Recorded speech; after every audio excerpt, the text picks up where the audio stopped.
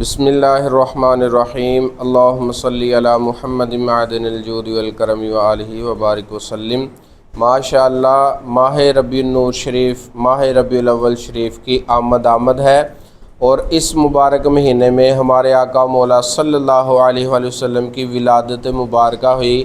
سب سے پہلے مسلمانوں کو بہت بہت مبارک ہو، یہ مہینہ بہت ہی رحمت اور برکتوں والا ہے۔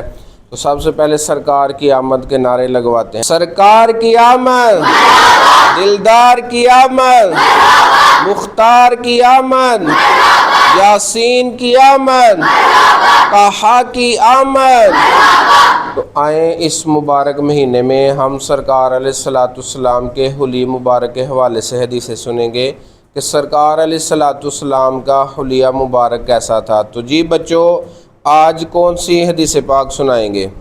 چلیں جی فضان بھائی آ جائیں، فضان بھائی آ کے حدیث پاک سنائیں۔ بسم اللہ الرحمن الرحیم۔ حضور کا چہرہ مبارک۔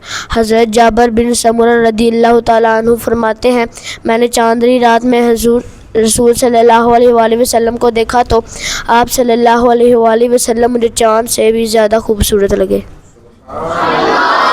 ماشاءاللہ آپ نے سنا، نبی پاک صلی اللہ علیہ وآلہ وسلم کا چہرہ مبارک چاند سے بھی زیادہ خوبصورت ہے۔